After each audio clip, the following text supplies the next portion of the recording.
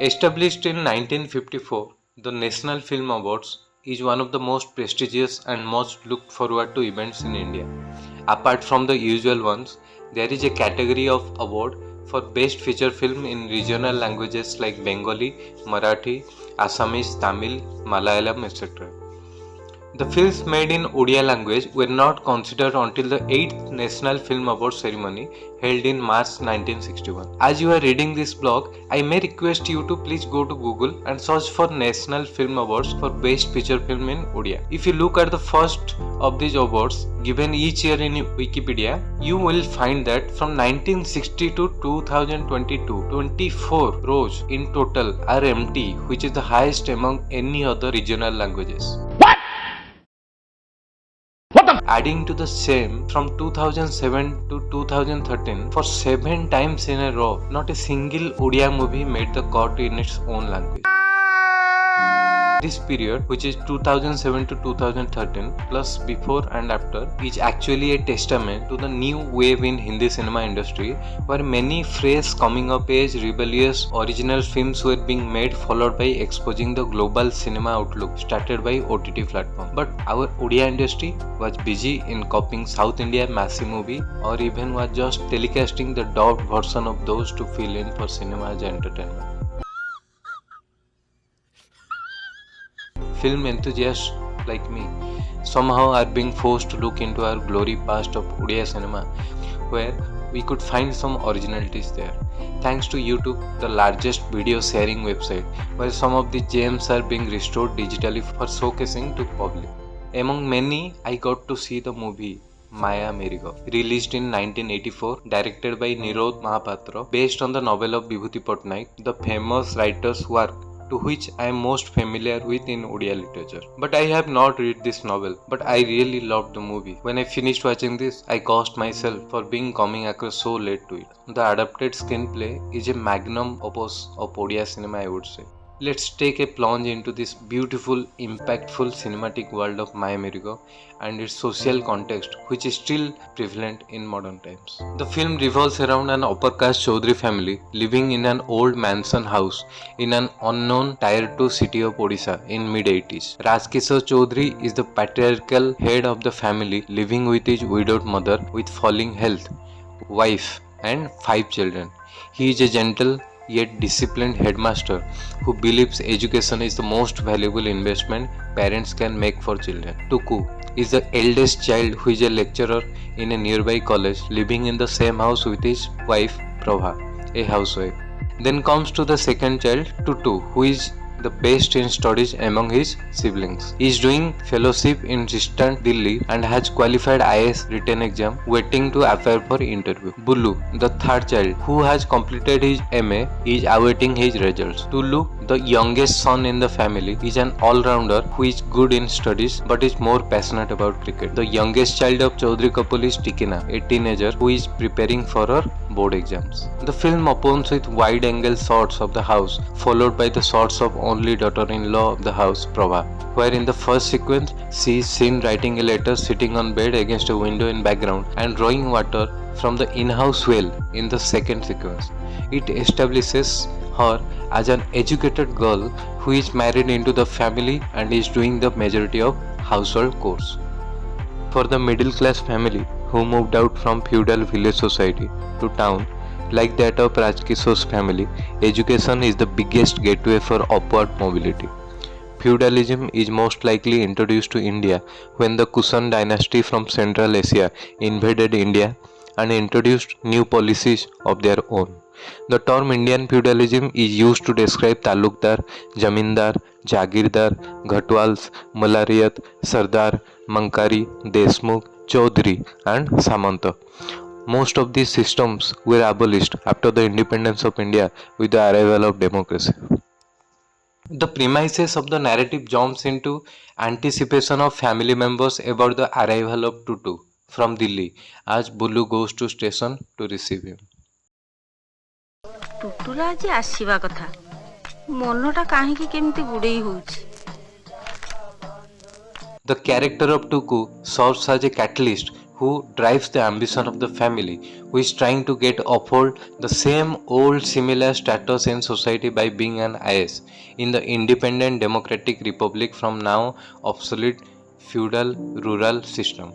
So education holds paramount importance in this context. It reflects our psychic, which emphasizes upon scoring good marks in exams to get a first division in board, intermediate, graduation, and so on. Tutu is a major hope in that way, and he holds the central part of aspiration of his parents. A cup କ'ଣ ଟୁଟୁ ଆଣିଛି? Getting into Indian administrative service means a lot to the educated class in India. It is a matter of pride, the biggest social status one can get in a government sector. At the same time, the biggest USP for a groom in matrimonial market also. An advantage to gain more dowry and opening up of numerous channels of lobby for the immediate family members, relatives, neighborhood, friends, etc. Tutu has not reached yet, and the family members asking his whereabouts in anxiety. It amplifies his importance further. In the next sequence, the titular head of the family, the mother of Rajkishore, even compares Tutu for being considered to all during her conversation to Bulu straight on his face. ତୋ ପାଇଁ ଦିଲ୍ଲୀ କା ଲଡୁ ଆଣିମ? ଟୁଟୁଟି ଭାରି ଭଲ, ସମସ୍ତଙ୍କ କଥା ଟୁଟୁ ବୁଝେ। ମୁଁ କ'ଣ ତୋ କଥା ବୁଝୁନି? ହଁ ତୁ ବୁଝୁଛୁ ଯେ ସେଇ ତ ବୁଝୁଛୁ, ଆଉ ତା ଭରିଆ ଆଉ ସେ ବଢିଆ ବୁଝେ। Bulu, after giving final exam, spends most of the time on roof, staring the road up into the sky. Among all four brothers, he fits the least into their prescribed ecosystem. He feels safe of here, out in open, escaping from being termed outcast by his father and others down there within the four walls. He enjoys listening to classical music being played by a teenager girl right next to the house. He has no higher ambition, settles with teachership as a backup career plan.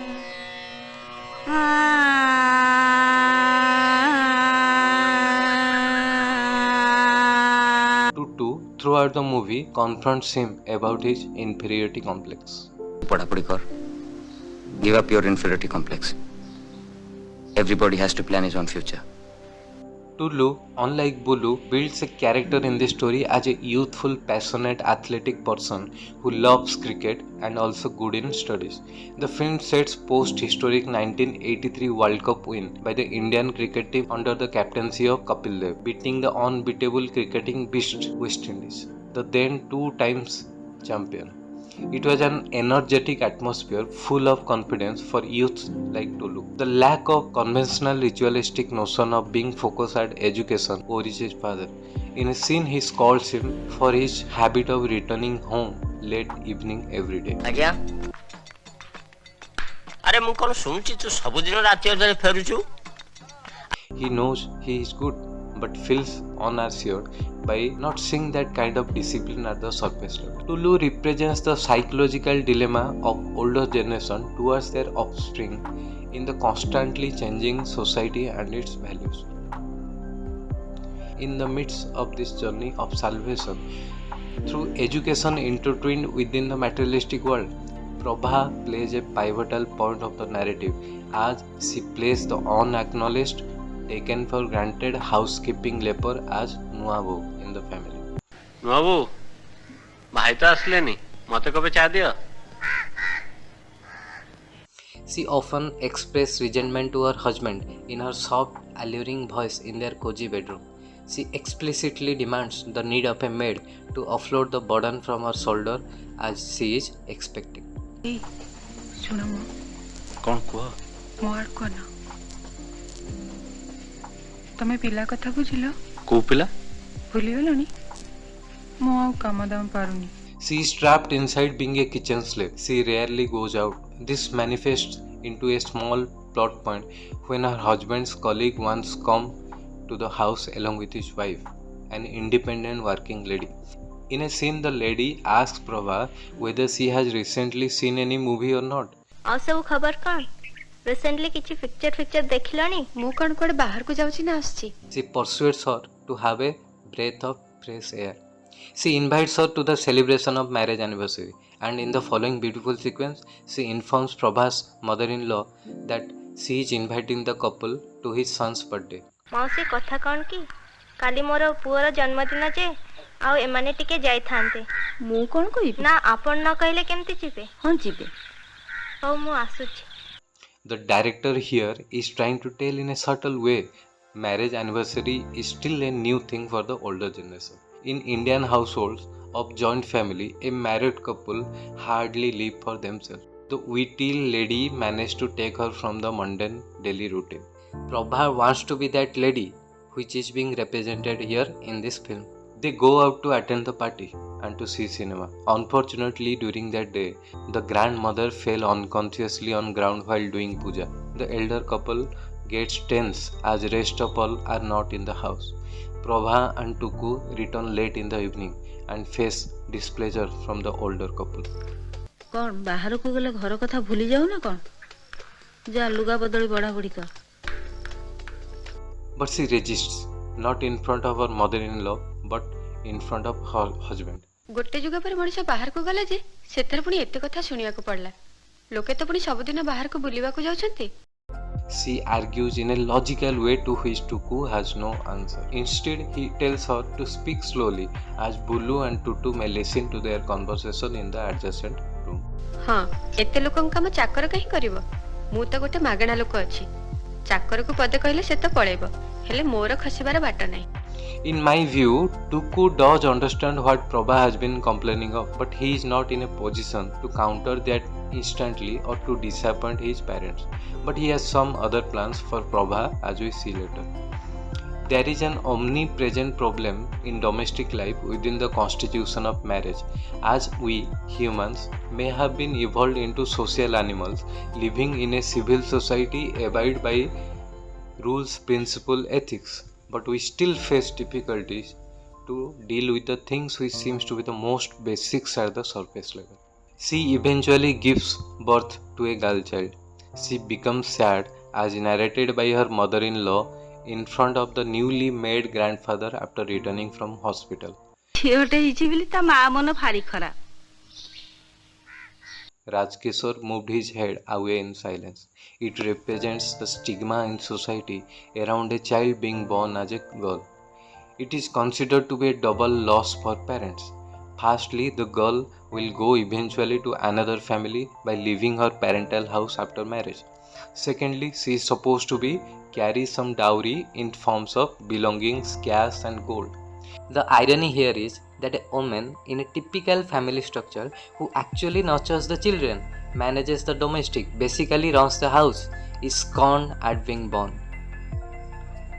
However, to break the ice with sanity, in that very scene, the grandmother sitting beside recites a popular Odia idiom and says, ଜନ ମରଣ ବଳସା କହି ନ ପାରି ପୁରୁଷ ଝିଅଟି ହେଲା ଭଲ ହେଲା ବାପା ମାଙ୍କର ଆୟୁଷ ବଢି We don't have any information about the siblings of Rajkishore. She may or may not have given birth to a girl, but she has already crossed that threshold phases of regressive notions and now is at her last stage of life where she has gained that wisdom to let it go and to say don't worry about it. As per custom, a newly made mother has to live separately, so Prabha does follow that and live in the study room. In a beautiful frame symbolizing this separation metaphorically, Prabha goes to her husband and asks, ए सुन मो ए निद ତମେ कौन झियोटे अछि बोली मन खराब he replies, ମୋ ମନ କାହିଁ ଖରାପ ହବ ତମ ମନ ଖରାପ ହଉଥିବ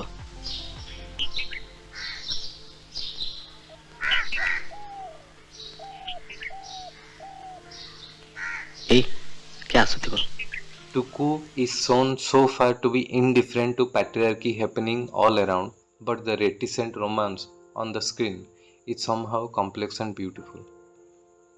Let me juxtapose with the narrative the character of Rajkishore that plays forward.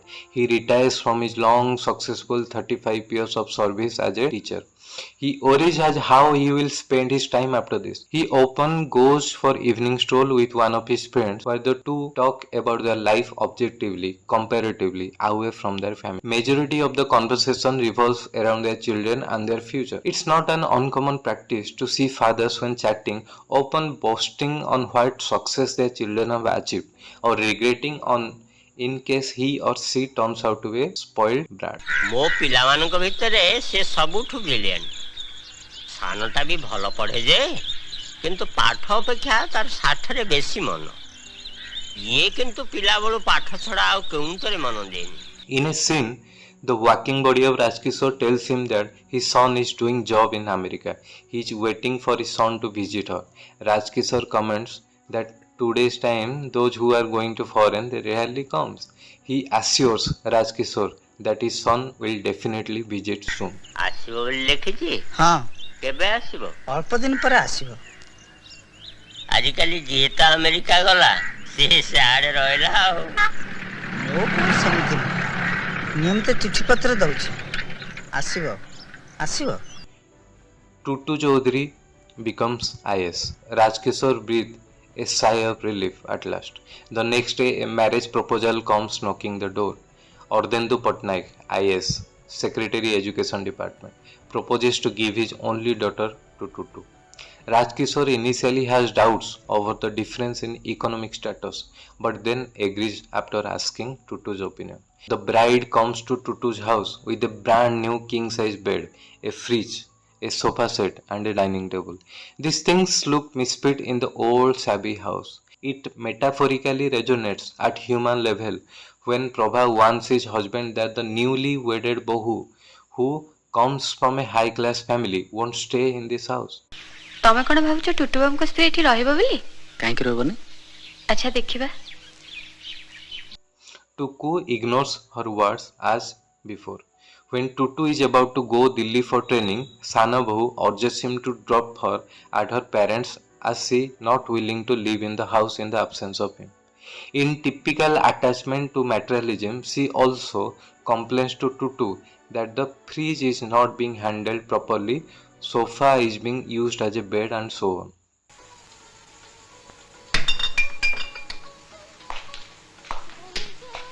ଫ୍ରିଜ୍ଟା ଟିକେ ଆସ୍ତେ ବନ୍ଦ କଲେ ହବନି? What Prabha has been resisting to, the mother-in-law has already lived that, and Sanabahu, coming from a different background, is playing outside the realm unwaringly. The equation between Prabha and Sanabahu can be described through a beautiful line in Hindi. जहाँ हमारे सपने पूरे होते हैं, वहाँ इनका struggle शुरू होता है.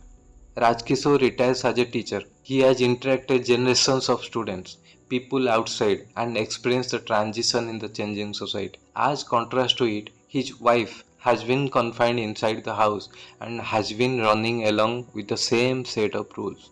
By the very circumstance of herself as a woman, she is not in a position to adopt the changes in the values or the flexibility that are in demand. When she communicates to Rajkishore that she will not allow Sanabahu to go to her parents, he convinced her not to do this with a powerful statement. ହୁଏତ ତାଙ୍କ ଦେହ ଖରାପ ଶୁଣି ନିଜେ ଯିବାକୁ ଇଚ୍ଛା କରୁଛି।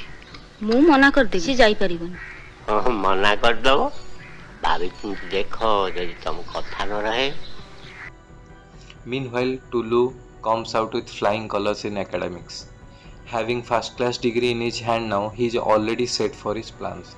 He decides to study at Delhi where he can practice his cricket also. The parents are also happy for him following the path of his brother Tutu. The only hindrance comes across his money. At dining table, when this thing comes up, seeing the reluctancy of Tutu and Tuku financing Tulu's education alone, Rajkishore loses his cool. He says,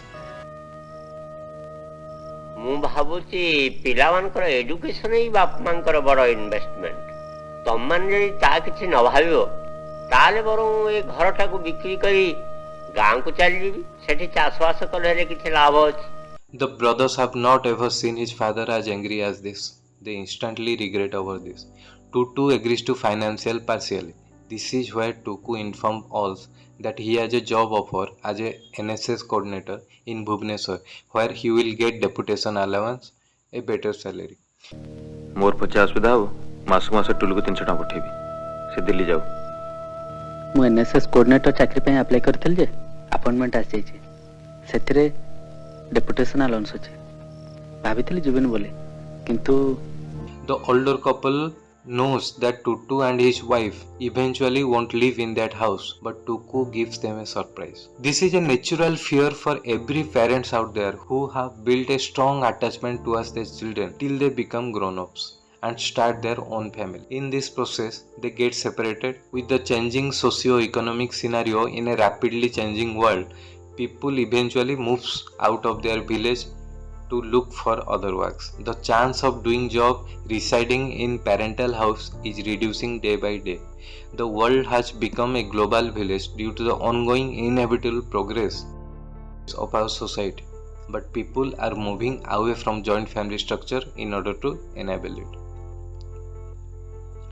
As this conjecture of life and separation, Raj Kishore shares his thoughts with his buddy again. ପିଲାଏ ଥରେ ନିଜ ଗୋଡ଼ରେ ଠିଆ ହେଲା ପରେ ଆପଣ କ'ଣ ତାଙ୍କୁ ବାନ୍ଧି ରଖିପାରିବେ? ଟୁଟୁ ଏବେ ବାହାଘର ପରେ ପରେ ବୋହୂକୁ ନେଇ ଶ୍ୱଶୁର ଘରେ ଛାଡ଼ିଦେଲା। ଆମେ କ'ଣ କିଛି କରିପାରିଲୁ? They contemplate on the fruitfulness of the efforts to nurture, educate a child. They indirectly examine their fatherhood as if it holds any importance or not. ମା ଯେତେବେଳେ ବାହାଘର ବେଳେ ପୁଅର କନକାଞ୍ଜଳି ବାନ୍ଧେ ସେ ପୁଅକୁ ବୋହୂ ପାଖରେ ସମର୍ପଣ କରେ ହେଲେ ମା କ'ଣ କେବେ ପୁଅ ଉପରୁ ନିଜ ଅଧିକାର ହରାଇବାକୁ ଚାହେଁ? ଆମେ କେହି କ'ଣ ନିଜ ଅଧିକାର ହରାଇବାକୁ ଚାହୁଁ? Raj Kishore comes to know that the son in America has not come to visit his father yet and is rarely sending letters to him. Meanwhile, Tulu is all set to go for Delhi. Tutu returns from training and within days he shifts out of the house along with his wife, Sanabo, and the rest are continue waiting. In the last sequence, mother-in-law holding the girl child asks Prabha, which is out of frame. Prabha Prabha कौन आज चली लगनी ବୋଉ ମୋ ଦେହଟା ଆଜି କାହିଁ ଭଲ ଲାଗୁନି। As if she is telling after some days she will not be there in the kitchen to solve.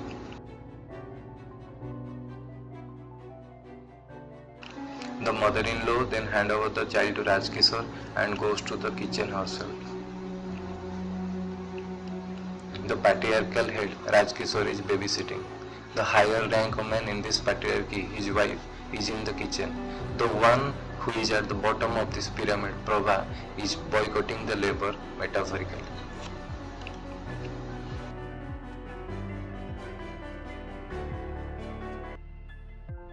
ତମେ ଚାଲିଯିବ? ତମେ ପଲେଇବ? ଆରେ ବୁଢା ବୁଢୀ ଦିଟାଙ୍କୁ ଛାଡ଼ି ଦେଇ ତମେ କୁଆଡେ ପଲେଇବ? ଏ ମାଲୋ ତମେ ପଲେଇବ କି? ଏ ମାରେ